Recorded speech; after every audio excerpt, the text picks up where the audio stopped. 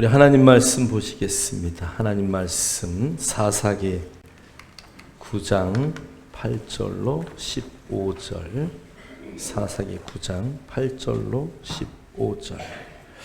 여러분 성경을 찾으셔서 볼 수 있으면 좋을 것 같습니다. 사사기 9장 8절로 15절 말씀이에요.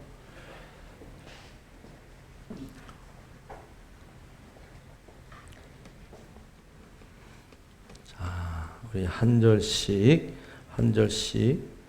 교독하도록 하겠습니다.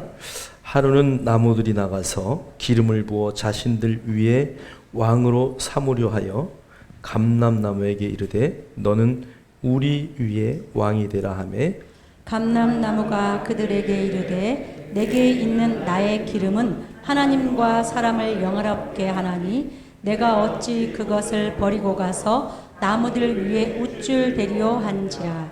나무들이 또 무화과 나무에게 이르되 너는 와서 우리 위에 왕이 되라 하매 무화과 나무가 그들에게 이르되 나의 단 것과 나의 아름다운 열매를 내가 어찌 버리고 가서 나무들 위에 우쭐대리오 한지라. 나무들이 또 포도나무에게 이르되 너는 와서 우리 위에 왕이 되라 하매 포도나무가 그들에게 이르되 하나님과 사람을 기쁘게 하는 내 포도주를 내가 어찌 버리고 가서 나무들 위에 우쭐대리오 한지라. 이에 모든 나무가 가시나무에게 이르되 너는 와서 우리 위에 왕이 되라 하매 가시나무가 그들에게 이르되 만일 너희가 참으로 내게 기름을 부어 너희 위에 왕으로 삼겠거든 와서 그늘에 피하라. 그리하지 아니하면 불이 가시나무에서 나와서 레바논의 백향목을 사를 것이니라 하였느니라. 아멘. 아멘. 할렐루야. 주의 이름으로 사랑하고 축복합니다. 앞뒤 옆에 한번 보시면서 인사할게요. 참 잘 오셨습니다. 한 번 더 인사할까요? 당신은 최고의 걸작품입니다. 아멘.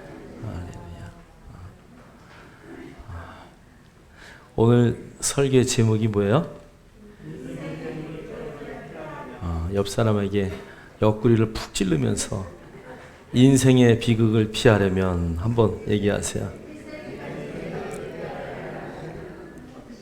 인생의 비극을 피하려면 어떻게 하면 될까요? 예? 주제를 파악하면 돼요. 인생의 비극을 피하려면 사사기를 보시면 됩니다. 제가 사사기를 보니까요, 잘 나가다가 기드온에서부터 이제 서서히 타락하기 시작해요. 우리가 이제 알 수 있는 대사사들, 또 소사사들, 우리가 보면서 저기서 이제 온니엘, 그 다음에 드보라, 기드온, 삼손 이렇게 네 명은 대사사라 그래요. 그래서 대사사다. 키가 커서 대사사가 아니고 성경이 기록된 게 많아서 대사사예요. 나머지들은 한 줄, 두 줄, 뭐 이렇게 짧게 한 장 이렇게 되어 있기 때문에 소사사라고 하는 것 뿐이죠. 그들의 사역들이 정확하게 나오진 않아서 늘 그들의 이야기를 할 때는 할 말이 없어요. 그래서 성경을 깊이 묵상하고 이것저것을 찾아보지만 많은 부분을 유추해서 이랬을 것이다. 이렇게 설교할 때가 참 많습니다. 자, 무엇보다도 이제 오늘 사사 중에 특별히 아버지는 사사였고 아버지는 왕이다라고 하는 이름을 갖고 있었던 누구예요? 아비멜렉. 그 아비멜렉의 이야기를 오늘 이제 정말 그 나무의 비유를 통해서 우리가 얻어야 할 교훈들을 좀 오늘 이 시간에 나누려고 합니다. 자, 우리가 이 시간에는 먼저 12명의 사사의 이름을 한번 외워봅시다. 우리 앞자리만 시작. 네. 오데삼드, 기돌야입, 이벨, 압삼. 이제 입술에 좀 붙었나요? 우리 한번 이 시간 5번만 빠른 속도로 시작. 오데삼드, 기돌야입, 이벨 압삼 5대 3드 기돌야입 이벨 압삼 5대 3드 기돌야입 이벨 압삼 5대 3드 기돌야입 이벨 압삼. 여러분 이렇게 외우다 보면요 이게 다 외워져요. 저절로 외워지더라고요. 저는 지금도 잊어먹지 않는 게 있어요. 여도뱅꽃. 무슨 얘기인지 아세요? 여도뱅꽃. 우리나라 주변에 나오는 수산물들의 이름을 외우는 게 4학년 때가 3학년 때 자연 시간인가 과학 시간의 숙제였는데요. 안 외워지는 거야. 근데 우리 형님이 저를 불러다 놓고 앞자리만 이렇게 외우라고 계속 하는 거예요. 그래서 지금도 초등학교 4학년 때니까 몇 년 전이에요? 10살, 3, 4학년, 10살이니까 52년 전, 그죠? 52년 전인데 5대 3, 아니 5대 3가 왜 5대 3가 나와? 여도뱅꽃. 여름에는요 도마뱀, 뱀장어, 꽃게가 나와요. 우리나라에서. 그래서 여도뱅꽃. 그러면 가갈꽁낙, 가을에는 갈치, 꽁치, 낙지, 겨청명해, 겨울에는 청어, 명태, 해삼이 나와요. 봄에는 봄골 좁히고, 봄에는 꼴뚜기, 조기, 피둥어가 나와요. 52년 전의 거를 매 맞으면서 했기 때문에 기억이 나요, 지금도. 근데 그때 방법이 입술로 계속 이야기하는 거야. 여러분 성경을 암송하는 것도 동일합니다. 여러분 우리가 늘 십계명 외울 때 어떻게 외워요? 신의안부 살간도고탐. 그럼 끝나잖아요, 그죠? 사유아오자 양충온절. 이게 뭐예요? 성령의 9가지 열매가 그냥 한 번에 외워지는 거예요. 여러분들이 자꾸 성경을 어떻게 하면 내 마음판에 새길까? 그거 자꾸 연구하셔야 돼요. 연구는 목사님만 하는 거죠? 여러분에게도 다 연구가 있기를 주의 이름으로 축복합니다. 옆 사람에게 한번 대화할까요? 연구 있다.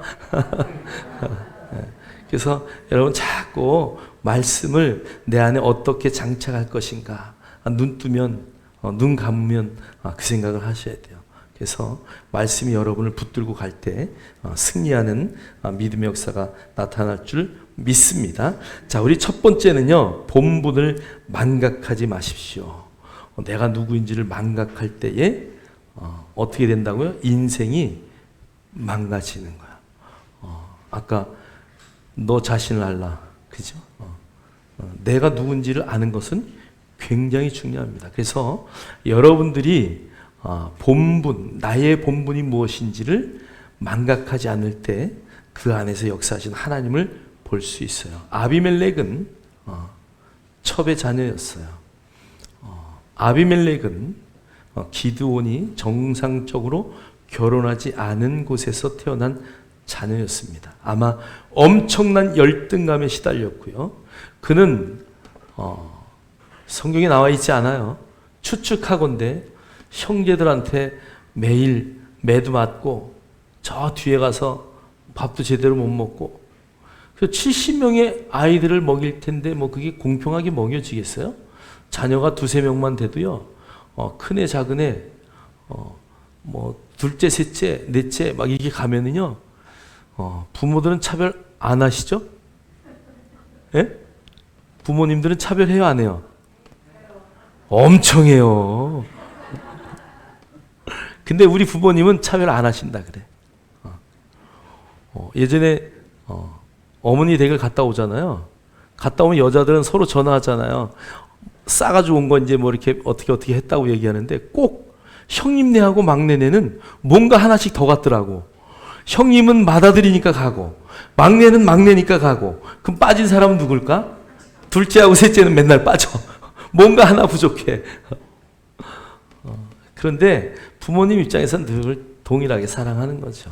아픈 손가락, 연약한 자에게 더 주려고 하고, 하나라도 정말 이렇게 하려고 하는데, 자녀들 입장에서 볼 때는 늘 불공평해요. 정말 불공평하다. 우리 엄마는 불공평하다. 우리 김인주 권사님 엄마를 돌보느라고 어제는 어머니가 없어져서 막 헉헉대고 찾는데 1시간 걸렸어요? 1시간 동안 어머니 찾으러 돌아다녔어요. 근데도 어머니는 용돈 생기면 남기라. 용돈 생겼는데 너 얼마 줄까? 내가 안 봐도 뻔해. 옛날서부터 그랬으니까. 돈은 김윤주 권사님이 갖다 주고 받는 것은 저기 남길이 남길 씨 들을라. 그래도 부모님은 공평하다고 늘 생각하셔요. 왜? 아픈 손가락이니까. 우리가 잘 이해를 하셔야 돼요. 자, 오늘 그 아비멜렉은 마음 가운데 한을 품었던 거예요.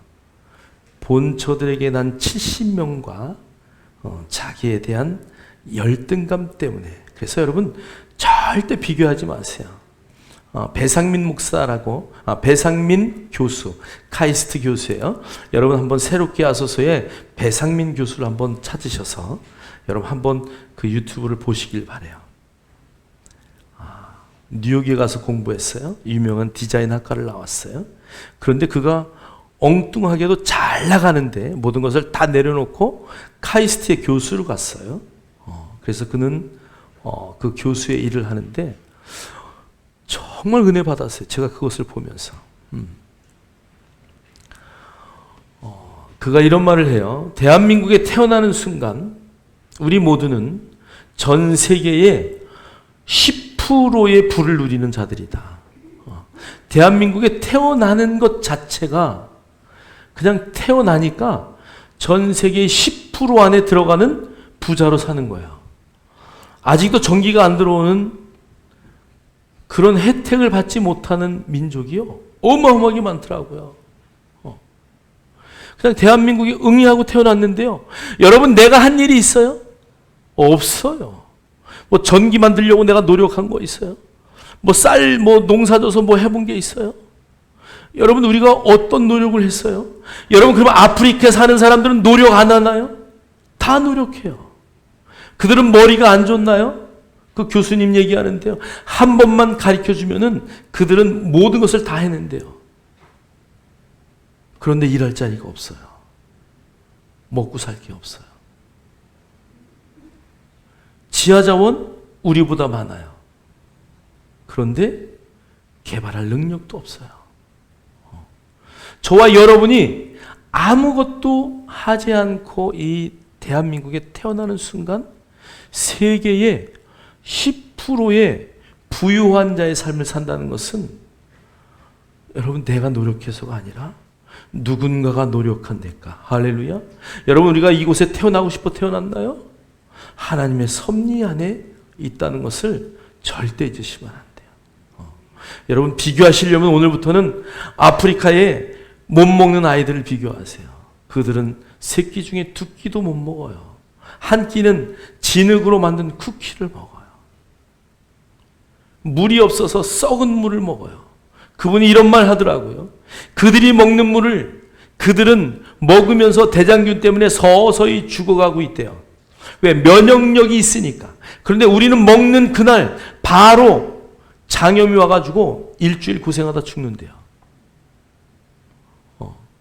풍토병이 아니라 대장균이 있으면서도 그거 있는 줄 알면서도 그것을 걸러낼 수 있는 방법을 모르고 그것을 어떻게 해야 될 줄 모르니까 그냥 마시는 거야.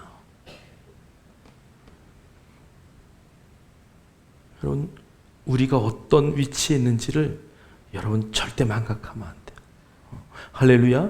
그래서 비교하지 않고 늘 하나님이 나에게 주신 그 본분을 늘 잊지 않는 저와 여러분 되기를 주의 이름으로 축복합니다. 우리 한번 나는 하나님의 자녀입니다. 우리 한번 선포합시다. 시작.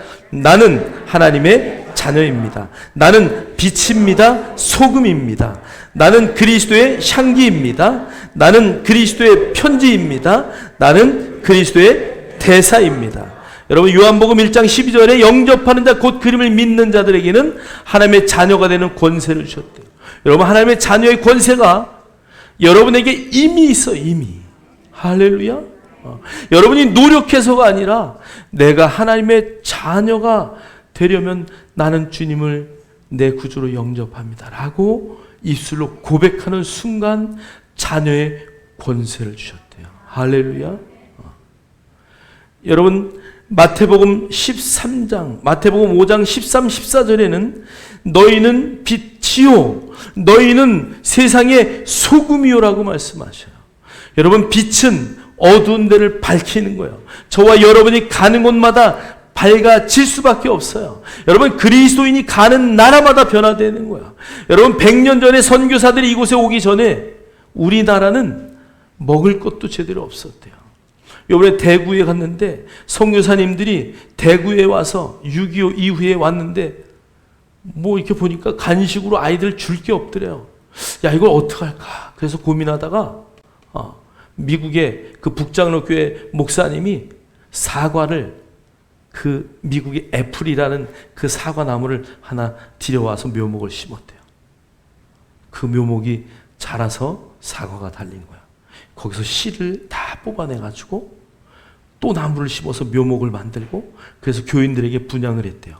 그런데 대구는 너무 사과 농사가 잘 되는 거야. 그런데 그것을 먹는 그 성도들이, 그것을 먹는 사람들이 이름을 이렇게 붙였대요. 사과의 첫째 이름이 뭔지 아세요? 임금이라고 붙였대요. 임금. 그 임금이라는 말의 뜻은 과일 중에 으뜸이다 이런 얘기예요. 그런데 임금님이 한양에 계셔 안 계셔? 한양에 계시니까 임금이란 단어를 쓰면 안 되겠다 싶어가지고 능금이라고 붙였대. 능금. 그 이름을 짓는 걸 보고 선교사들이 감탄했대요.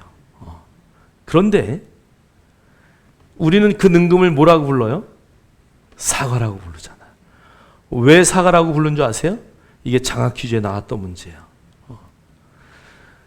심다가 그 강가의 모래 언덕에다 심었는데 사과가 몇 배나 더 잘 열리고 몇 배나 더 맛있더래요. 그래서 이게 모래 위에 심는 게 더 잘 자라는구나. 그래서 모래를 갖다 놓고 사과를 심기 시작했대요. 모래 위에. 그래서 그 이름을 뭐라고 줬다고요? 사과라고 줬대요. 여러분, 선교사님들이 들어오자마자요, 학교가 생기고 병원이 생기고 그들이 들어오면서 남녀 평등을 주장하고 그래서 이 나라가 지금 이렇게 부유한 나라가 된 거예요. 여러분, 예수 그리스도인들이 가는 곳마다 빛이 돼야 되고 소금이 돼야 되는 거예요. 아직도 4013 창이라고 인도네시아, 말레이시아, 베트남 요 있는 나라를 경도와 위도 13, 14 창이라 그래요. 이 나라는 아직도 예수를 믿지 않아요. 불교를 믿고 또 다른 종교들을 믿고 있어요. 잘 살까 못 살까요? 엉망으로 살아요. 맨발에다가 하루 세끼 먹는 거 어려워요. 그들이 날씬한 게 그냥 날씬한 게 아니에요. 못 먹어서 날씬한 거야. 여러분, 절대 부러워할 이유가 하나도 없어요. 그런데 보니까요, 국기에 십자가가 없는 나라들은 다 가난한 나라예요. 유럽에 잘 사는 나라들 한번 보세요. 우리나라가 이제 세계 7위를 향하여 달려갑니다. 우리나라 국기에도 십자가를 하나 크게 넣었으면 좋겠다. 저는 개인적으로 그런 생각을 합니다. 건곤이가 칠해놓고도 국기 그릴 때면 이게 여기가 5개인지 저기가 3개인지 헷갈려가지고 우리나라 국기는 그리기가 너무 어려워요. 그냥 태극마크에다가 십자가를 하나 긋든지 그 건곤이감을 다 없애고 십자가를 멋지게 하나 그리든지 누가 좀 멋진 디자이너가 나와가지고 국기를 새로 디자인했으면 좋겠다. 그런 생각이 늘 듭니다. 저와 여러분은 마태복음 5장 13, 14절에서 말한 것처럼 빛이요 소금이라는 것을 잊지 않기를 주의 이름으로 축복합니다. 고린도후서 2장 15절에 보면 너희는 그리스도의 향기라고 말해요. 고린도서 3장 2절은 너희는 그리스도의 편지라고 말해요. 여러분, 우리는 그분의 편지예요. 그분의 향기예요. 가는 곳마다 그 향기를 날리고 그분의 그 놀라운 의도를 여러분이 펼쳐낼 수 있는 편지의 삶을 살아내야 된다는 것을 오늘 성경은 우리에게 말하고 있어요. 특히나 고린도서 5장 20절은 너희는 그리스도의 대사라고 말해요. 그리스도의 사신, 그리스도의 대사, 영어로 말하면 그리스도의 엠버서더라고 우리를 말하고 있다는 얘기예요. 저와 여러분이 그 자리에 있다는 것을 여러분 잠시도 잊지 않기를 주의 이름으로 축원합니다. 그래서 누구와도 비교하지 마세요. 우리는 하나님의 자녀로서의 걸작품이라는 것을 1분 1초도 잊지 마시고 정말 하나님 그 말씀 안에서 예수 그리스도 안에서 어떻게 내가 기능하고 살 것인가, 어떻게 나의 모든 모두를 작동하여 마지막 때에 하나님이 기뻐하는 삶을 살 것인가, 여기에 여러분의 인생에 초점을 걸기를 주의 이름으로 축원합니다. 오늘 사사기 9장 9절 이렇게 말해요. 우리 한번 다 같이 읽겠습니다. 시작. 감람나무가 그들에게 이르되 내게 있는 나의 기름은 하나님과 사람을 영화롭게 하나니 내가 어찌 그것을 버리고 가서 나무들 위에 우쭐 대리오 한지라. 오늘 감람나무에게 왕이 되달라고 이야기했어요. 그랬더니 감람나무가 나의 기름은 하나님과 사람을 어떻게 한다고요? 영화롭게 하는 열매다. 여러분, 감람나무가 어떤 나무인 줄 아세요? 우리 성경은 감람나무라고 번역했지만 원래 뭐예요? 올리브유예요. 올리브유. 여러분 올리브유 많이 먹죠? 이 까만 그 올리브, 그 감람나무, 이스라엘 가서 감람나무 아무리 찾아봐야 없어요. 이건 중국에서 번역이 되었기 때문에 감람나무라고 그냥 쓰는 거예요. 원래 올리브 나무예요. 여러분 그 올리브의 기름은 너무 좋아요. 제가 터키나 그리스 갔을 때 올리브유에다 빵을 찍어 먹는데요.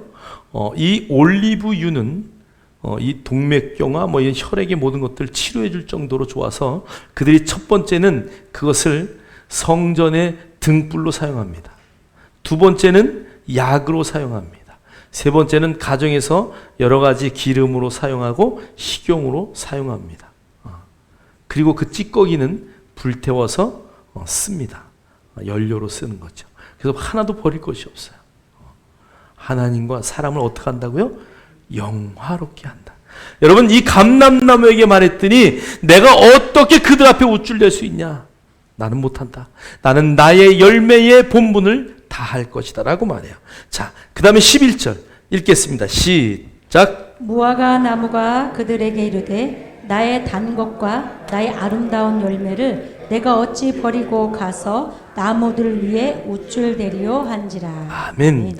무화과 나무는 너무 달죠.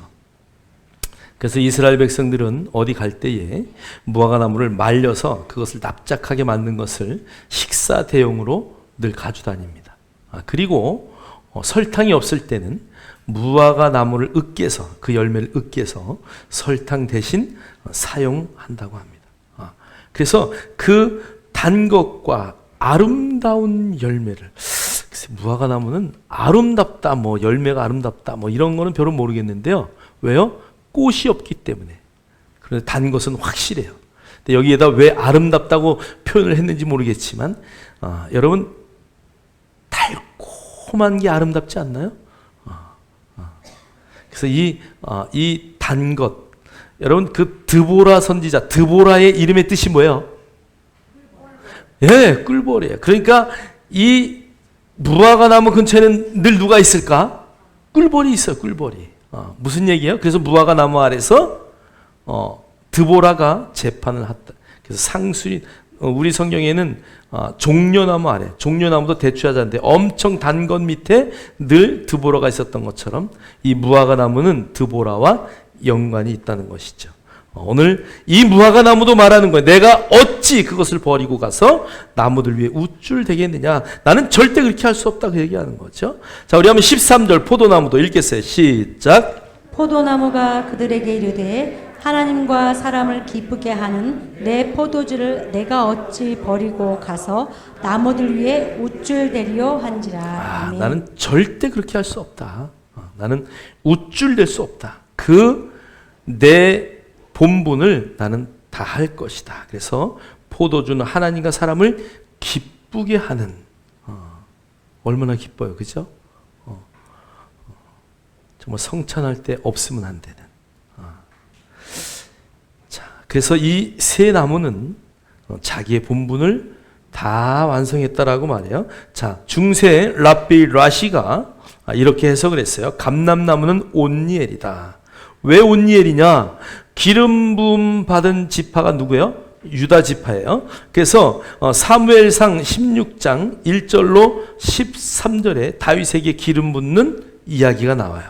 그래서 이 유다 지파는 기름 부음을 받고 왕권이 영원하다. 그래서 유다 지파인 운니엘을 말하는 것이다 라고 감람나무의 비유를 운니엘의 비유에서 해석해 놓았어요. 자, 그 다음에 무화과나무는 아까 이야기했듯이 드보라를 나타낸다. 드보라 이름이 꿀벌이니까 그는 단 열매 가운데 늘 살아갔던 것처럼 그 무화과나무와 같은 모든 사역을 다 감당했던 것이 드보라다. 자, 그러면 포도나무는 기드온을 나타내는데요. 요셉의 축복, 우리 찬양을 할 때 너는 담장 너머로 뻗은 가지, 그게 어떤 나무예요? 포도나무를 말하는 거예요. 원어를 보면 포도나무예요, 그게. 자, 그러니까 이 요셉을 말하는 이야기가 포도나무의 이야기인데, 요셉의 지파 두 지파 누구예요? 에브라임과 므낫세. 그런데 오늘 기드온은 어떤 지파예요? 므낫세 지파예요. 그래서 포도나무는 기드온을 나타내고 있다라고 랍비 라시가 해석하고 있어요. 자, 그러니까 오늘 그 요담이 그 나무의 비유를 말할 때, 야 봐라, 온니엘은 자기의 사명을 다 감당했어. 드보라도 그의 사명을 다 감당했어. 기드온 너의 아버지도 좀 부족은 했지만 므낫세 지파로서 사사의 일을 잘 감당했다고 그렇게 말하고 있는 거죠. 그러면서 그는 가시나무의 이야기를 하는 거예요. 자, 먼저 우리 한번 우쭐데리오라는 단어를 한번 보세요. 오늘 그 성경에 11절, 13절, 9절에 공통적으로 나오는 단어가 우쭐데리오 요 단어인데요. 이 단어가 히브리어로는 누아라는 단어예요. 그런데 이 우쭐대다라는 이야기는 우리의 말하는 것처럼 뭐 막 어깨에 힘주고 우쭐대는 게 아니에요. 그것은 흔들리고 떨고 비틀거리고 방황하다 이런 뜻이에요. 무슨 말이에요? 원어의 원래 의미는 자기의 본분을 잃으면 우쭐대는 거예요. 정말 자기가 잘하는 것처럼 어깨에 힘주고 거들먹 되는데, 사실은 하나님은 그를 어떻게 보냐? 너 흔들리고 있구나. 너 비틀거리고 있구나. 네가 갈 길을 제대로 못 가고 있구나. 하나님은 그렇게 보시는 거야. 그래서 여러분, 교만은 패망의 선봉이에요. 어떤 상황에서도 여러분 우쭐대면 안 돼요. 어떤 상황에서도 여러분 겸손하고 여러분의 삶 가운데 어떤 상황에서도 정말 우쭐대지 않는 그런 삶을 살아낼 수 있기를 주의 이름으로 축복합니다. 그래서 요 말들이 여러 군데 쓰임 받았는데, 에레미야 애가 4장 15절에 불황자와 같이 갈 곳이 없어 방황하며 흔들리는 유대 백성을 요 말로 비유했고요. 창세기 4장 12절 14절에 쫓겨나는 가인을 바라보면서 오늘 유리하는 자다라는 요 동일한 단어를 이곳에 썼다는 것이야. 그러니까 우쭐대려, 이 말은 우쭐대는 순간 우리는 하나님 앞에서 흔들리는 갈대와 같은 방황하고 우리의 갈 길을 찾지 못하는 그런 인생을 살아낼 수 있다는 것을 성경은 말씀하고 있어요. 자, 그러면 하나님의 백성의 본분은 어떻게 살아야 되는가? 우리 신명기 6장 4절, 5절, 6절 한번 읽겠어요. 시작.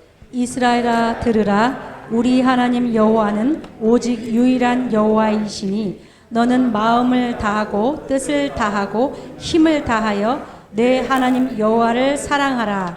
오늘 내가 네게 명하는 이 말씀을 너는 마음에 새기고 내 자녀에게 부지런히 가르치며 집에 앉아 있을 때든지 길을 갈 때든지 누워 있을 때든지 일어날 때든지 이 말씀을 강론할 것이며 너는 또 그것을 내 손목에 메어 기호를 삼으며 내 미간에 붙여 표로 삼고 또 내 집 문설주와 바깥 문에 기록할지니라. 아멘. 아멘. 그래서 오늘 신명기 6장 4절 5절은 굉장히 중요합니다. 오늘 이 말씀을 그 이스라엘 사람들은 여기에 이렇게 손목에 감아가지고 여기에다 그 신명기 6장 4절서부터 우리가 읽은 9절까지의 말씀을 여기다가 새겨서 여기다 딱 이렇게 하고 이렇게 돌아다녀요. 그 다음에 여기에 머리에다가 미간에다 쓰는 여기다가 딱 써가지고 딱 붙여. 요것을 경문이라 그래. 경문. 요 말씀을 그대로 여기다 박아놓고 다녀요. 그 다음에 문마다 그 말씀을 다 붙여놓고 나갈 때나 들어갈 때나 그 말씀을 암송할 수 있도록 그렇게 하는 게 이스라엘 백성이죠. 자, 먼저 하나님의 백성의 본분을 다하기 위해서는 우리 4절에 이스라엘아 들으라. 오늘 이것을 쉐마 이스라엘, 그들은 이렇게 말해요. 쉐마 이스라엘. 여러분, 이스라엘 땅에 들어가자마자 제일 많이 듣는 단어가 쉐마 이스라엘이에요. 시간만 되면 쉐마 이스라엘, 그리고 막 경문처럼 계속 이게 울려 퍼지거든요. 이 말은 뭐예요? 들으라 이스라엘아, 들으라 이스라엘. 먼저 유대인들은 들을 자세가 되어 있어야 된다는 거예요. 그래서 이 귀를 종이 영원히 그 집에 거하겠습니다 하면 귀를 어떻게 한다 그랬어요? 벽에다가 딱 세워놓고 귀를 송곳으로 꽉 뚫어요. 그래서 딱 귀걸이를 딱 하면 나는 당신의 종입니다 이런 뜻이에요. 그 귀 뚫린 자, 성경이 이렇게 말할 때는 그 귀가 뚫렸으니까 누구의 말만 들어요? 주인의 말만 듣는 거예요. 여러분 귀가 뚫렸습니까? 아멘. 아무도 안 하시네. 아니 진짜 귀 뚫는 거 말고요. 영적인 귀가 뚫렸냐고요. 영적인 귀가 뚫렸습니까? 아멘. 여러분 이 귀가 영적인 귀가 뚫려가지고 하나님의 말씀 외에는 우리 속에 들어오지 않는 그 삶이 저와 여러분의 삶이 되어야 될 것을 확신합니다. 오늘 먼저 첫 번째는 하나님 백성의 본분은 이스라엘아 들으라. 두 번째는 유일하신 여호와예요. 이 유일하신 여호와란 단어는 이스라엘 백성들의 십계명의 첫 번째 계명이에요. 우리의 십계명은 나 외에 다른 신을 섬기지 말아라 이렇게 되어 있지만 유대인의 십계명은 출애굽기 20장에 나는 너희를 애굽 땅에서 인도하여 낸 유일한 여호와다. 그래서 유일한 여호와, 그게 그들의 십계명이 1계명이에요. 하나님 외에는 여러분에게 아무것도 없어야 되는 거야. 오늘 그 말은 여러분이 잠자다가 눈을 딱 뜨면 여러분의 면전에 누가 있어야 된다고요? 하나님이 있어야 돼요. 여러분이 눈을 뜨면 하나님이 보이십니까? 아멘 소리가 이렇게 커. 눈을 뜨면 하나님이 보이십니까? 눈을 뜨면 말씀을 보고 눈을 뜨면 말씀이 생각나고 여러분의 면전에 그분이 있기를 주의 이름으로 축원합니다. 그래서 하나님 백성의 본분은 첫째, 그 말씀을 들을 준비가 되어서 늘 들어야 돼요. 두 번째는 눈을 뜰 때마다 그분의 말씀을 볼 수 있어야 돼요.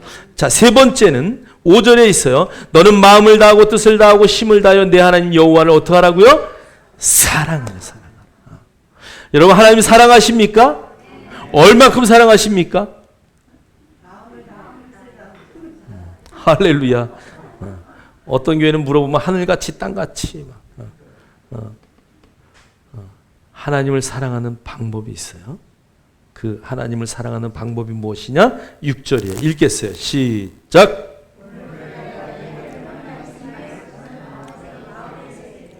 마음을 다하고 뜻을 다하고 힘을 다하여, 그러니까 영과 혼과 육이 너희의 모든 것이 전심으로 하나님을 사랑하는 가장 좋은 방법은 오늘 내가 내게 명하는 말씀을 마음에 어떻게 하라고요? 새겨라. 오늘 마음에 새겨라라고 말할 때 하나님은 우리의 마음을 어떻게 보시는 줄 아세요? 돌덩어리다 보는 거예요. 돌덩어리. 옆 사람 한번 보시고 이렇게 말씀하세요. 당신의 마음은 돌덩어리입니다.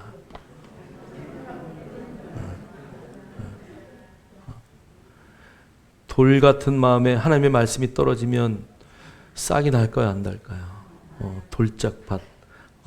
그냥 말씀을 받은 것처럼 하지만 금방 햇빛이 나고, 그죠? 뜨거우니까 거기에 잠깐 있던 물기가 다 말라서 어떻게 할 줄 모르는 거죠. 싹이 나다가 다 없어지죠. 근데 하나님은 우리의 마음을 돌짝이라 그래요. 그래서 돌에는 어떻게 해야 돼요? 새겨야 돼. 여기 새기다라는 단어가요, 콕콕콕 찍다 이런 뜻이에요. 콕콕 찍다. 원어가 콕콕 찍다. 그러니까 돌에는 어떻게 돼요? 이렇게 막 정을 놓고 그냥 망치로 쳐가지고 막 새겨야지, 그죠? 그래야 거기에 새겨지는 거야. 그러니까 우리의 마음판에 하나님의 말씀을 새기는데도 그렇게 세워야 된다. 한 번에 절대 새겨지지 않아요. 나는 머리가 좋으니까 한 번에 절대 그렇지 않아요. 수없이 반복하는 거예요. 계속 정을 가지고 그냥 그 마음판에 계속 두들겨서 하나님의 말씀을 새겨야 그 말씀이 새겨져요. 그 말씀을 새기는 방법을 오늘 하나님이 이렇게 말씀하세요. 내 자녀에게 부지런히 어떻게 하라고요? 가르치래요. 여러분, 하나님의 말씀을 가르칠 때 마음판에 새겨지는 거예요. 아이고, 나는 할 수 없어요. 아니요. 여러분, 가르치세요. 누구든지 붙들고 가르치세요.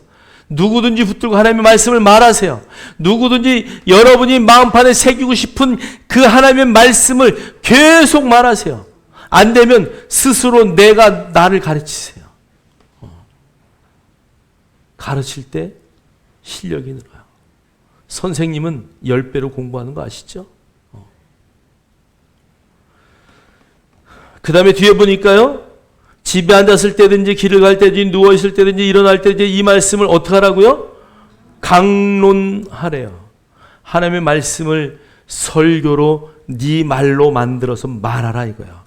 하나님의 말씀을요, 이 안에 있으면 그것을 내 말로 바꿔서 말해야 전도할 거 아니에요. 자꾸 그거 반복하라는 거예요. 내 말로 바꿔서. 하나님이 야곱에게 이르시되, 하나님이 야곱에게 이르시되, 하나님이 다윗에게 이르시되, 계속 그러지 마시고 하나님이 상덕에게 이르시되, 하나님이 상덕에게 말씀하시되, 여러분 다 바꿔서 읽어야 돼요. 성경은 그럴 때 레마가 되는 거예요. 남의 이름 붙일 때 아무 의미 없어요. 나에게 합당한 말씀이라 그것이 나의 말씀이죠. 여러분이 야곱아 들어라 그럴 때 야곱아 들어라, 여러분 폼 잡지 마시고 상덕아 들어라, 자기 이름을 부르면서 읽어야 돼요. 그래서 그 말씀이 내 것이 돼야 되는 거예요. 자, 8절 9절에 오늘 말해요. 너는 또 그것을 내 손목에 메어 기호를 삼으며 내 미간에 붙여 표로 삼고 내 집 문설주와 바깥문에 기록할지니라. 여러분, 그렇게 되기를 주의 이름으로 축원합니다. 하나님의 본분, 그 하나님이 나에게 주신 그 말씀대로의 삶은 오늘 신명기 6장 4절로 9절에 있는 말씀처럼 하나님의 말씀을 여러분의 마음판에 새기고 가르치고 강론하고, 그 다음에 여러분 이마에 붙이고 손목에 붙이고 문마다 붙여요. 여러분 머리에 붙인다는 의미는 여러분의 생각을 주관하는 거예요. 누가요? 말씀이. 여러분이 손목에 붙였다는 이야기는, 여러분의 이 팔뚝에 말씀을 붙였다는 이야기는, 여러분 걸어갈 때 어떻게 걸어가요? 이루고 걸어가요?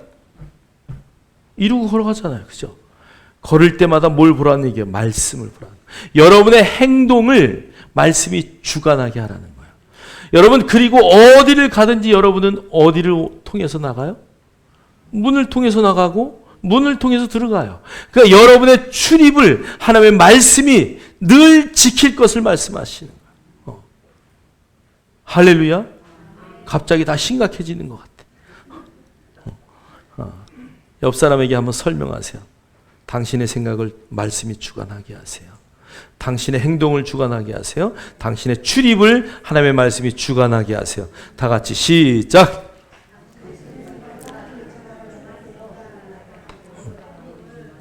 왜 안 해? 빨리 하셔. 너무 길어서 잊어먹었어요? 너무 빨리 끝내시는 것 같아. 할렐루야. 여러분의 생각과 행동과 여러분의 모든 출입을 하나님의 말씀이 지킬 수 있기를 주의 이름으로 축복합니다. 자, 전도서 12장 13절은 이렇게 말해요. 이래 결국을 다 들었으니 하나님을 경외하고 그의 명령을 지킬지어다. 이것이 모든 사람의 본분이니라. 할렐루야. 저와 여러분의 본분은 뭐예요? 하나님을 경외하고 그 명령, 하나님의 말씀을 지키는 것이 우리의 본분이에요. 말씀이 가라면 가고 서라면 서는 것이. 잠언 1장 7절은 이렇게 말씀하고 있어요. 여호와를 경외하는 것이 지식의 근본이거늘 미련한 자는 지혜와 훈계를 멸시하느니라. 여러분, 성경을 골라 읽는 분이 있어요. 좋은 구절, 나에게 맞는 구절만. 모든 성경은 하나님의 감동으로 된 것으로 교훈과 책망과 바르게 함과 의로 교육하기에 유익하다. 모든 성경에 구약과 신약과 그 모든 책이 여러분 어떨 때는 성경을 읽으면서 찔림도 받아야 돼요. 찔림을 받았다면 그 찔림 받은 말씀 때문에 여러분의 삶의 행동을 바꿔야 돼요. 어떤 말씀은 위로를 줘요. 그러나 어떤 말씀은 반드시 여러분에게 찔림을 줘요. 목사가 오늘 나들으라고 한 말 같은데, 오늘 예배 망쳤어. 그것 때문에 꼭 나들으라고 했네. 내가 괜히 말 잘못했나? 여러분 절대 여러분의 인생을 컨닝하지 않습니다. 목사는 염려하지 마세요. 그래서 여러분들이 늘 하나님의 말씀의 본분을 지킬 수 있는 우리 모두가 되길 주의 이름으로 축복합니다. 자, 그러나 아비멜렉은 이렇게 고백해요. 우리 사사기 9장 15절 우리 한번 다 같이 읽겠습니다. 시작. 가시나무가 나무들에게 이르되 만일 너희가 참으로 내게 기름을 부어 너희 위에 왕으로 삼겠거든 와서 내 그늘에 피하라. 그리하지 아니하면 불이 가시나무에서 나와서 레바논의 백향목을 사를 것이니라 하였느니라.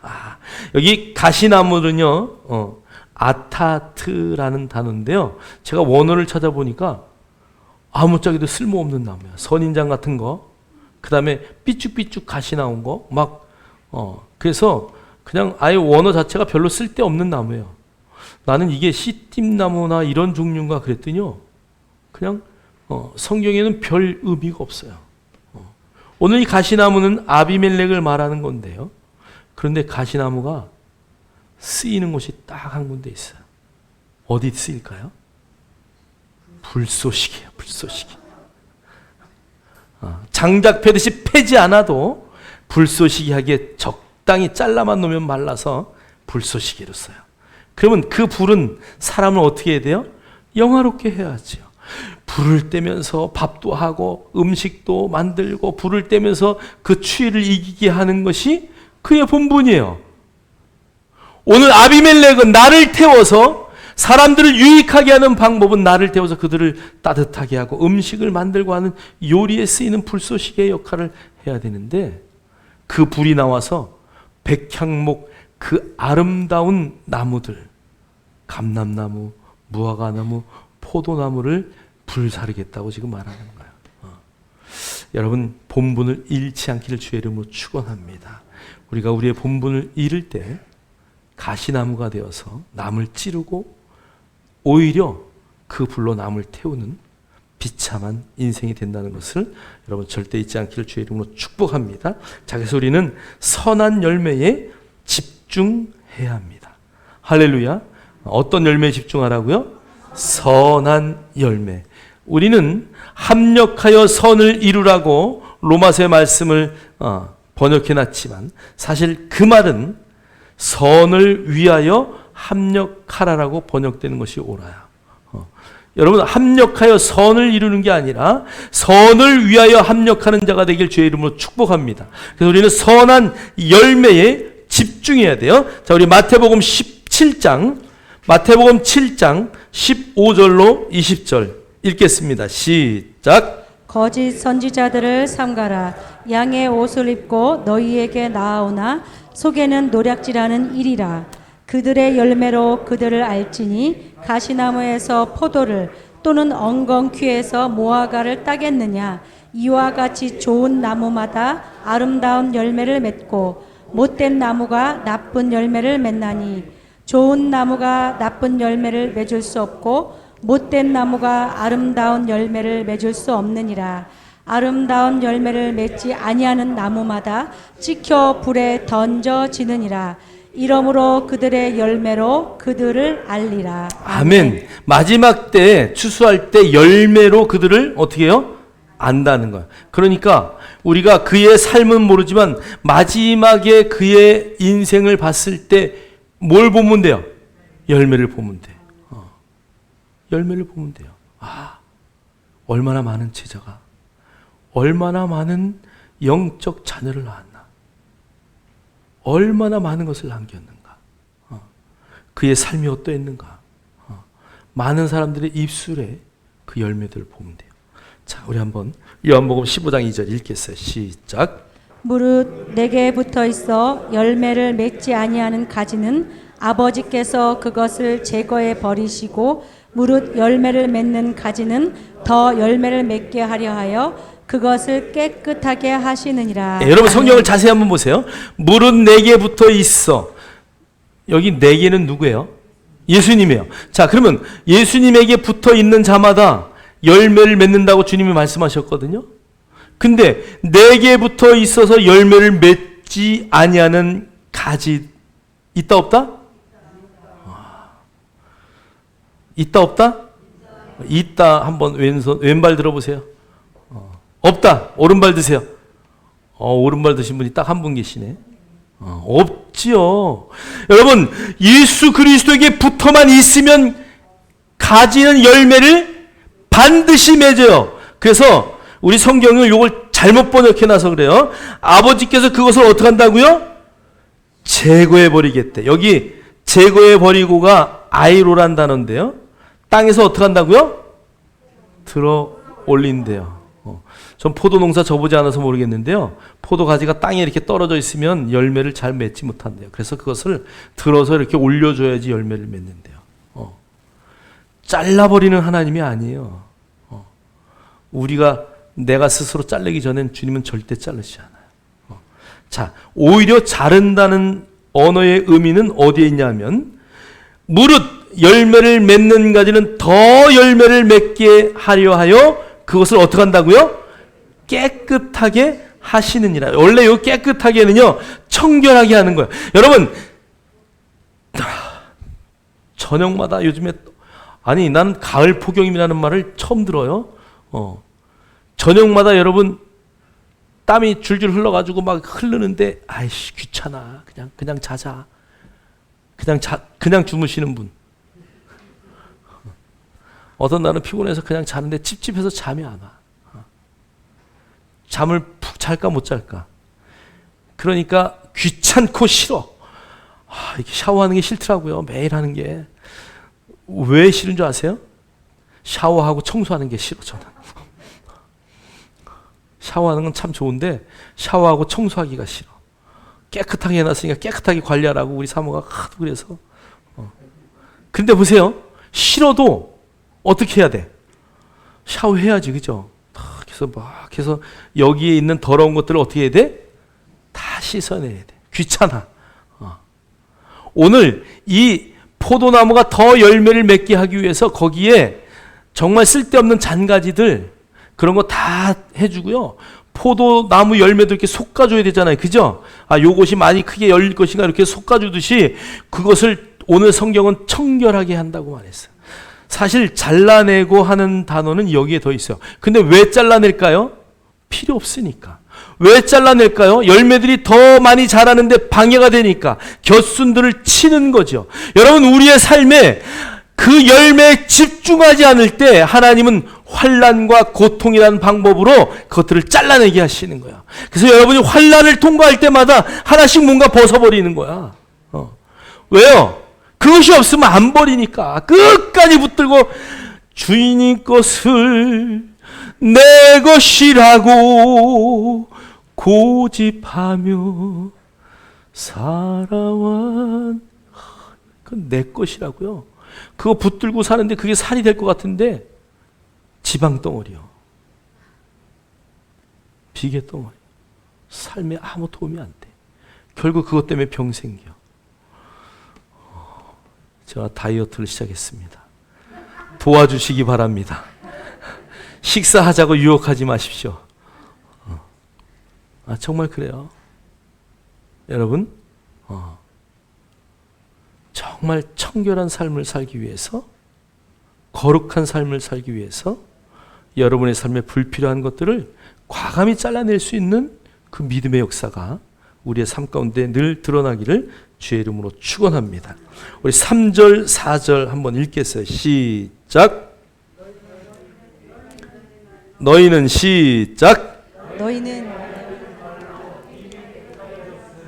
내 안에 거하라. 나도 너희 안에 거하리라. 가지가 포도나무에 붙어 있지 아니하면 스스로 열매를 맺을 수 없음 같이 너희도 내 안에 있지 아니하면 그러하리라. 오늘 3절은 이렇게 말해. 너희가 내가 일러준 말로 이미 어떻게 됐다고요? 깨끗하게 되었대. 저와 여러분은 하나님의 말씀을 통해서 이미 깨끗해졌대. 이거 과거 완료거든요. 너 이미 깨끗해졌다는 얘기예요. 오늘 저와 여러분이 더 깨끗해질 일이 있을까 없을까?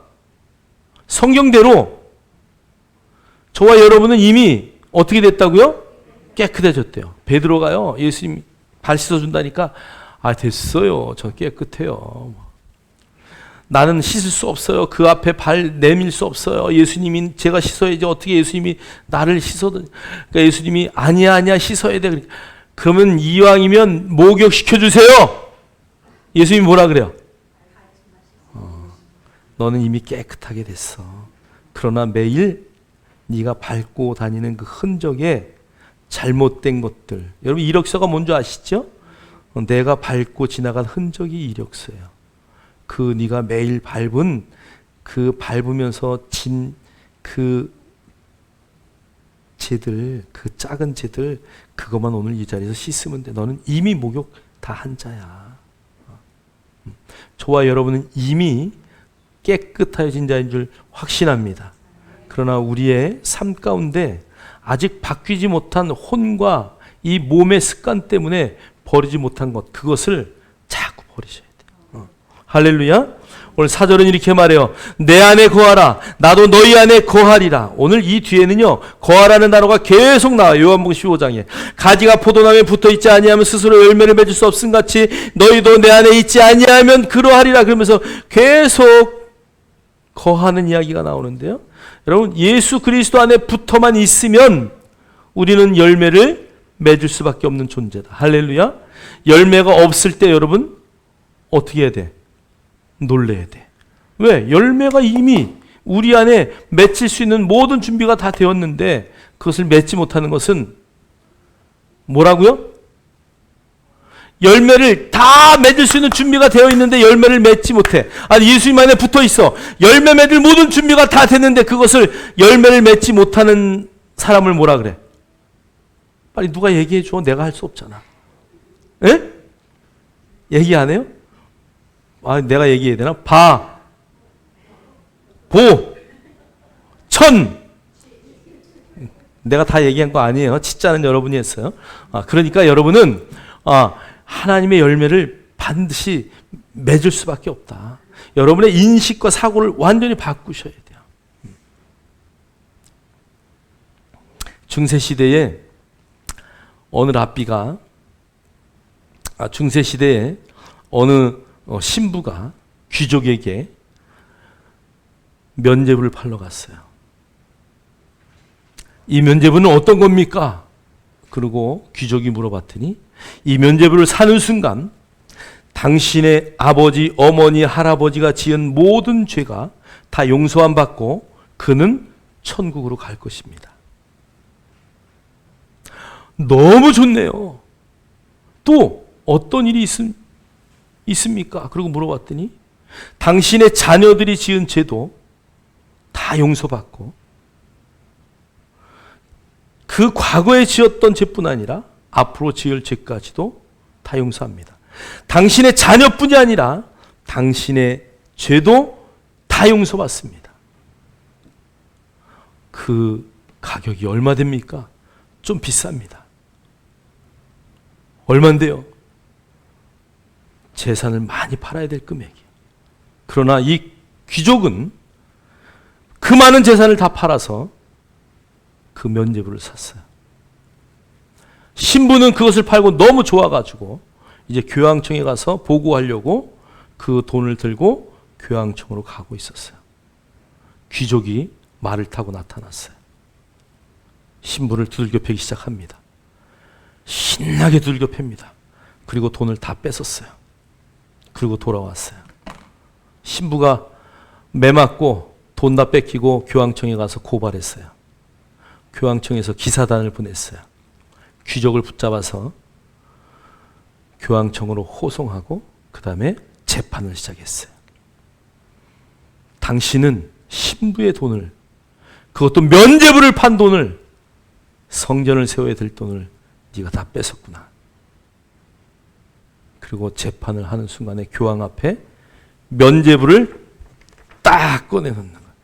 앞으로 지을 죄까지 나는 다 용서함 받았습니다. 무죄요, 유죄요? 무죄.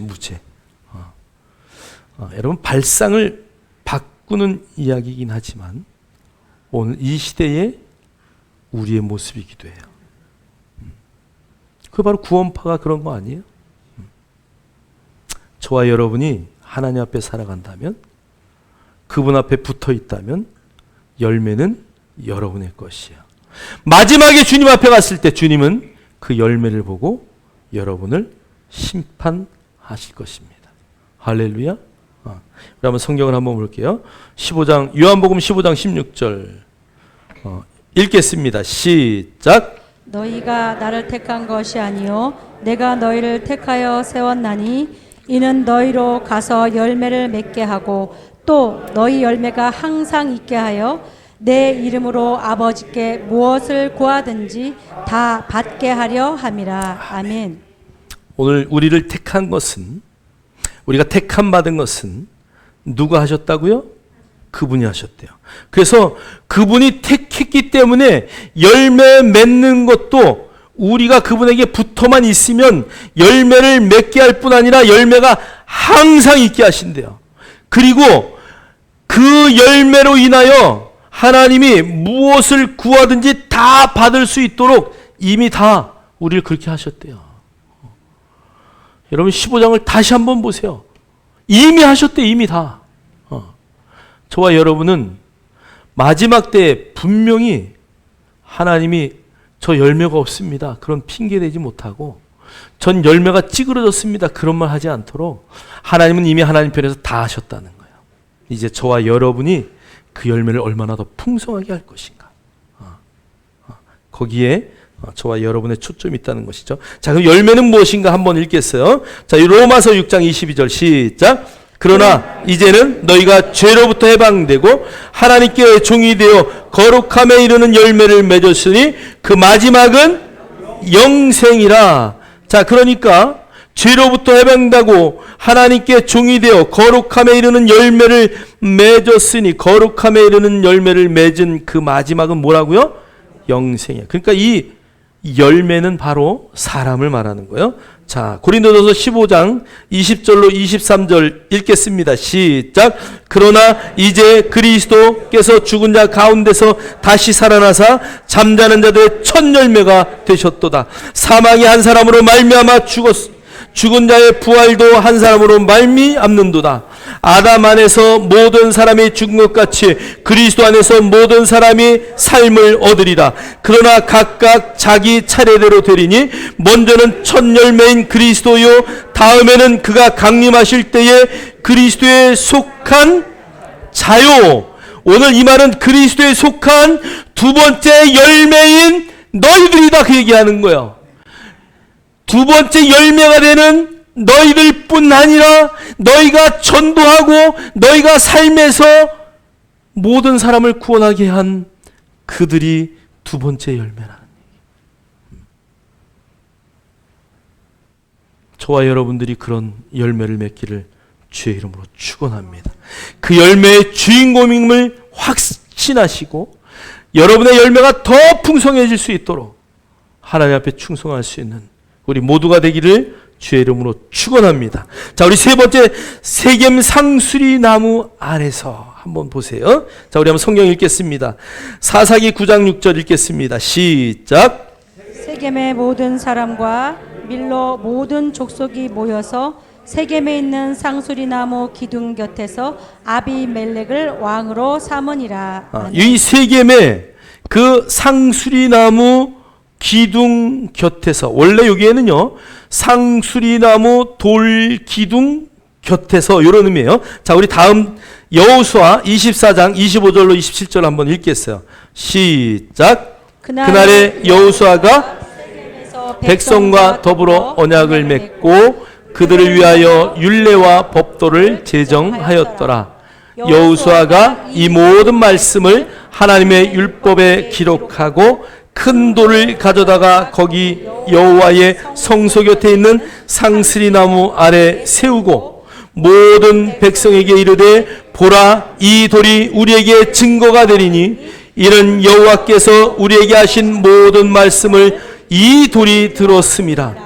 그런즉 너희가 너희의 하나님을 부인하지 못하도록 이 돌이 증거가 되리라 하고. 자, 여러분 보세요. 여호수아서에서는 세겜나무 상수리 나무 아래 있는 그 돌 무덤을 쌓아놓고 돌 기둥을 쌓아놓고 이제는 우리가 하나님만 믿겠습니다라고 맹세했는데, 오늘 그 자리에 아비멜렉을 세워놓고 그를 왕으로 삼아요. 여러분, 오늘 이 상수리 나무 아래의 교훈은 우리에게 이런 교훈을 주는 거야. 여러분이 거한 장소, 여러분이 거한 환경, 아무 의미가 없다는 얘기예요. 여러분이 오늘 동일한 장소에서 두 가지 일이 벌어지는 것처럼, 여러분, 이 상수리 나무 아래가 얼마나 중요한 곳입니까? 이스라엘 백성들이 하나님만 믿겠다고 맹세한 그 자리에 아비멜렉을 왕으로 세워 나라가 망하는 역사가 나타나요. 장소 탓인가요? 환경 탓인가요? 시기 탓인가요? 때를 탓할 것입니까?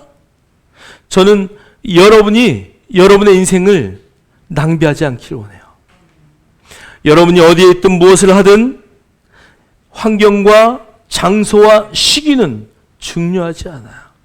나의 본분, 나의 본질, 나의 본성을 늘 인식하시고 열매에 여러분의 인생을 집중한다면 여러분의 인생은 달라질 것이에요.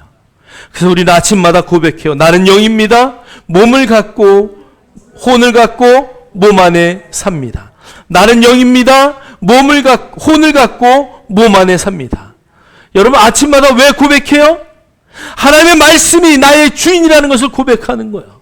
여러분, 내가 영과 혼과 육을 가지고 있을 때 그 말씀으로 나온 영이 나의 혼과 내 몸을 주장하지 않으면 내 인생에 열매는 없다는 것이. 여러분의 인생에 어떠한 경우에라도 시기하고 질투하고 환경과 장소와 때를 탓하지 마시고 하나님의 그 본분을, 나에게 허락하신 놀라운 은혜들을 붙드시고 승리할 수 있는 우리 모두가 되기를 주의 이름으로 축원합니다.